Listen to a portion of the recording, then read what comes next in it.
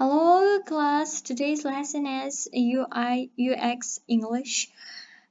Bugun sizlar bilan 27-mavzudamiz, ya'ni raqamli mahsulotlarni chiroyli va aqlli bo'lgan yo'nalishi UI UX dizayni va uni inglizcha terminlarini birgalikda o'rganamiz. Hammamiz umuman ko'pchilik buni ikkalasini almashtiradi, ya'ni ba'zilar farqini bilmaydi yoki ba'zilar farqini almashtiradi, ya'ni adashtiradi uni. UI o'zi nima degani? UI bu the user interface, dasturni tashqi ko'rinishi. Interface o'zi tashqi degan ma'noni anglatadi. User bu foydalanuvchi, ya'ni dastur desak ham bo'ladi uni. Uni tugmalarni rangi, rasmlar, shriftlar hammasi UI ga kiradi. UX esa user experience, dasturni ichki qulayligi, uni mantig'i desak ham bo'ladi. Saytga kirgan odam o'ziga kerakli tugmani tez topa olishi, mana shu his-tuyg'u qulayligi UX deyiladi. Oddiy qilib aytsak, UI bu mahsulotni ko'rinishi bo'ladi. UX esa uni ishlash jarayoni hisoblanadi, guys. Endi uni farqi nima? Ya'ni ikkisini farqi nima? Ya'ni qisqaroq tilda aytadigan bo'lsak, UI user interface, foydalanuvchi interfeysi, dasturni tashqi ko'rinishi, rangi, dizayni bo'lsa, UX user experience, foydalanuvchi tajribasi, dasturni qanchalik qulay va mantiqiy ishlashi haqida gapiruvchi tizim hisoblanadi.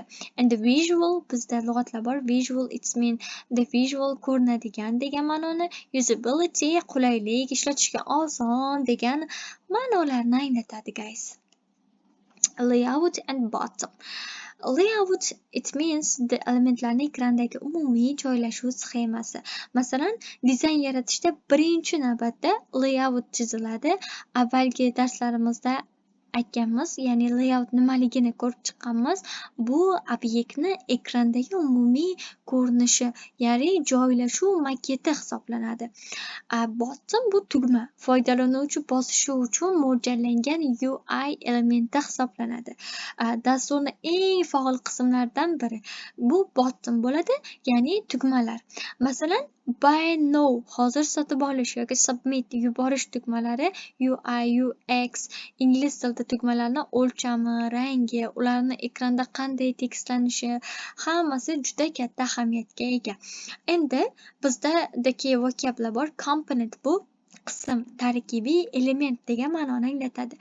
Alignment esa tekslash, chapga, o'ngga to'g'irlash degan ma'nolarda keladi. What else? Animation bu jonlantirish degan ma'noni anglatadi. O'zi animatsion nimalar ko'rganmiz, multfilmlar, kinolar, animatsion, ya'ni harakatli, jonli degan ma'noni anglatadi.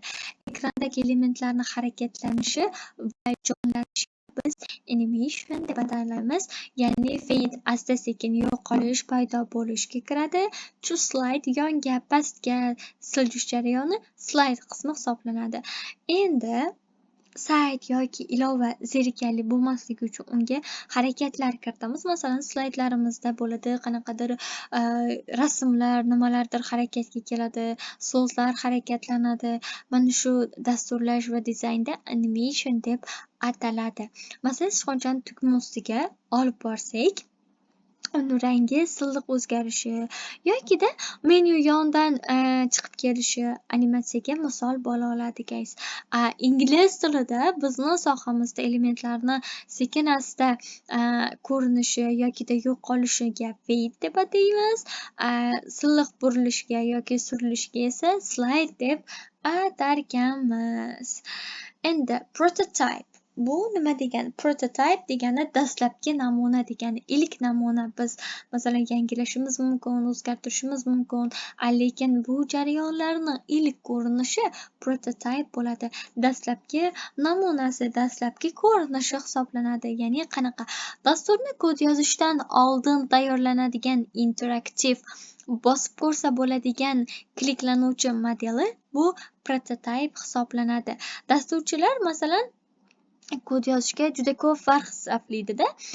Shuning uchun ham kod yozishdan oldin dizaynerlar ilovani ishlaydigan interaktiv modelini tayyorlaydi va buni biz ingliz tilida esa prototip deb ataymiz. Endi prototipda haqiqiy nima bo'lmaydi, kod bo'lmaydi. Lekin tugmalarni bossak, sahifalar xuddi haqiqiy ilovadek almashadi. Ya'ni hech qanaqa kodlarsiz sahifalar xuddi nima ilovadek ishlaydi-da bu nimada jarayonda.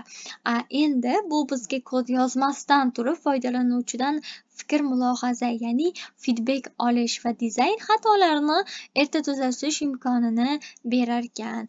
And also we have a vocab guys, ko'rishlar mumkin. Bizda lug'atlar bor, ya'ni bugungi prezentatsiyamiz orqali ko'rishimiz bo'lgan ko'rgan lug'atlarimiz feedback bu fikr mulohaza. Bu so'zga juda ko'p kelyapmiz, juda ko'p duch kelyapmiz. Yo'limizdan chiqyapti. User testing foydalanuvchi tekshiruvi hisoblanadi. Mana shu so'zlarni, biz duch kelgan so'zlarni o'rganishingiz orqali guys siz testdan yuqori ko'rsatkichga ega bo'lishingiz, yiqilmasligingiz mumkin. Qachonki siz slaydlarda, video darsligimizda ko'rsatilgan har bitta so'zga, har bitta iboraga chin dildan, sidqi dildan o'rgansangiz, qachonki o'rgansangiz guys e'tibor bering. Va ko'rib chiqsangiz, bu bugun va ertaga albatta sizga yordam beradi.